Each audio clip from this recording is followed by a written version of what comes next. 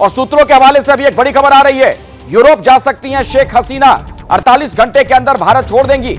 America ने हसीना का visa रद्द कर दिया था कल, और यूरोप वो जा सकती हैं। अभी एक बड़ी जानकारी निकलकर सामने आ रही है। पहले उनके लंदन जाने को लेकर कयास लगाए जा रहे थे, लेकिन वहां से ग्रीन सिग्नल नहीं मिला और इन सब के बीच अमेरिका ने उनका वीजा रद्द कर दिया था।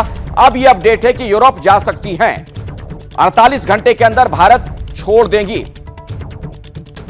हमारे साथ सिवाद साहब भी मौजूद हैं डिफेंस एक्सपर्ट के तौर पर। आपके पास सर मैं आऊंगा, लेकिन उससे पहले वरुण आपसे एक अपडेट लेना चाहूंगा, चूंकि आप वहां पर हिंडन एयरबेस के पास मौजूद हैं, जहां पर अंदर अभी भी शेख हसीना है। जो खबर मिल रही है कि वो जा सकती हैं यूरोप, अगले 48 घंटे में भारत छोड़ देंगी, वहां से कुछ और आपके पास अपडेट अगर हो। देखिए, बिल्कुल हिंडन एयरबेस के बाहर ही मौजूद हूँ और पिछले 48 घंटे से कुछ इसी तरीके से अटकलें चल रही है। कभी लंदन, कभी फिनलैंड जाने की बात सामने आई, तो अब पता चला है कि जो यूरोप है वो वहाँ जा सकती है, क्योंकि अमेरिका ने वीज़ा कैंसिल कर दिया है। लेकिन फिलहाल अगर आपको हिंडन एयरबेस के बाहर का नज़ारा दिखा दूँ तो बेहद टाइट सिक्योरिटी जैसे यहाँ पर होती है एज़ यूजुअल है। शेख हसीना पिछली 2 रातें यहाँ पर बिता चुकी है, हाई सिक्योरिटी के बीच वो फिलहाल यहीं पर मौजूद है। और अगर वो 48 घंटे में यहाँ से जाती है तो जो संभावनाएं, जो अटकलें लग रही है उस पर विराम लग जाएगा। लेकिन ये अटकलों का जो दौर है 48 घंटे से चल रहा है। हालांकि जो हम विदेश मंत्री हैं वो ये बात कह चुके हैं कि शेख हसीना जब तक चाहे यहाँ पर रुकना चाहे रुक सकती है। तो अब देखना यही होगा कि आगे किस तरीके की डेवलपमेंट होती है।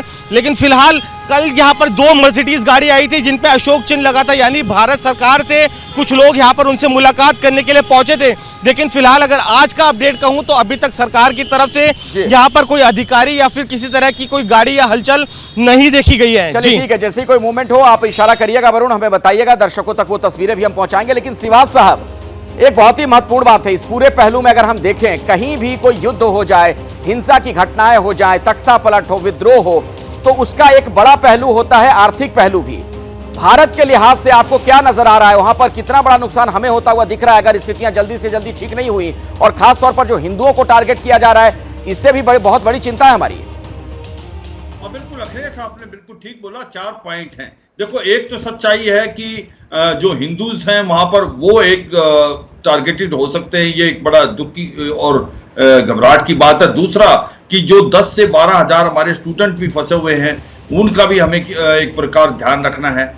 जो 3rd पॉइंट है वो है इलीगल माइग्रेशन। वो एक बहुत बड़ी चिंता है। जिस प्रकार से कुछ एक जेल जो हैं उसमें से रेडिकलाइज यूथ भी भाग गए हैं, उसके बाद क्रिमिनल भी भाग गए हैं, बॉर्डर थोड़ा सा पोरस है, ये भी डर है कहीं कोई ये इलीगल माइग्रेंट भारत की तरफ ना आ जाए, इंक्लूडिंग रोहिंग्या। तीसरा सबसे बड़ी प्रॉब्लम जो लग रही है कि जो इंटरिम गवर्नमेंट आती है उसके साथ हमने अपने रिलेशन बनाने हैं, क्योंकि हमारे रिलेशन शेख हसीना के साथ तो बहुत अच्छे थे। अब Sheikh Hasina is the history, अभी हमने आगे रिलेशन रखने। हमारे 72 प्रोजेक्ट्स हैं वो चल रहे हैं बांग्लादेश में, वो हमारे इकोनॉमी के लिए बहुत इंपॉर्टेंट है, तो इसलिए उनको साथ चलना है, उनको अभी भी चलते रहना है। हमने इंटरिम गवर्नमेंट से वर्केबल रिलेशनशिप रखना है, वो बहुत इंपॉर्टेंट है।